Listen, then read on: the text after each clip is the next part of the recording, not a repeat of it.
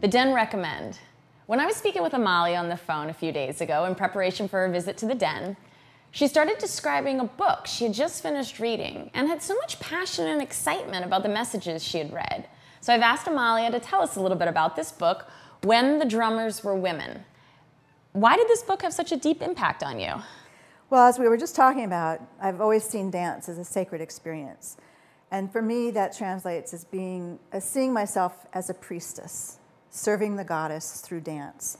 And I believe, and from the research I've done in the past, that women were priestesses, that they actually served in the temples dancing in a sacred way.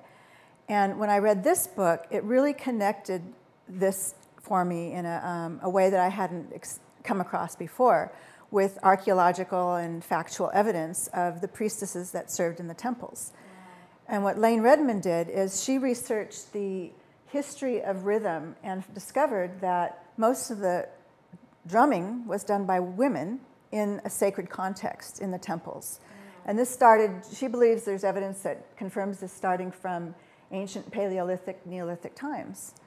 And it's that legacy of drumming used in a shamanic or sacred way that grew through the Middle Eastern countries and developed.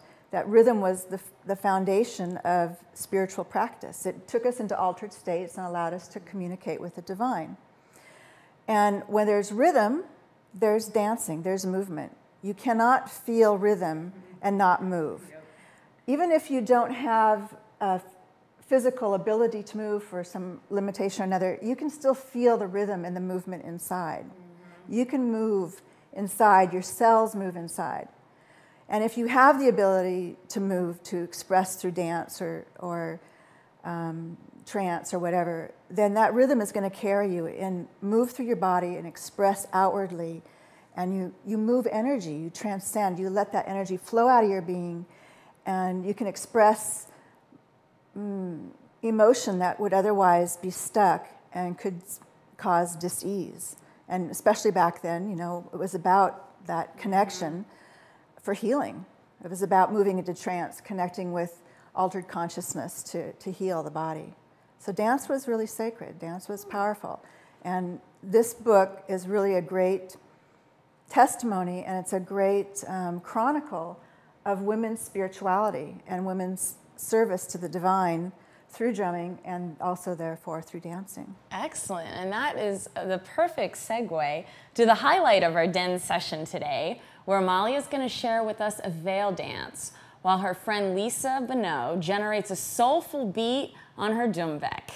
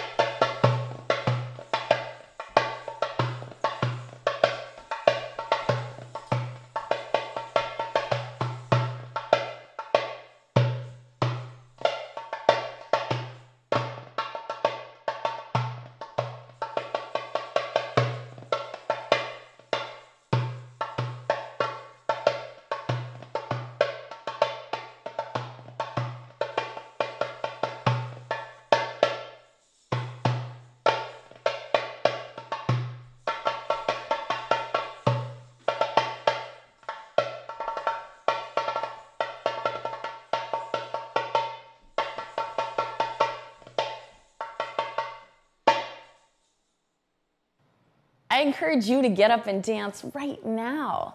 And visit me at DrJennsDen.com or email me at Jennifer@DrJennsDen.com. And do you like this show? Do you think this information is valuable to know, or at least entertaining to hear? Then spread the word. We put a lot of time and effort into this, and we follow our passions. So we really want sponsors to be able to keep doing what we're doing here at Gorilla's Soapbox. And the more viewers we have, the happier everyone is. So, do you respond to those magazine sex surveys? Be kind to yourself.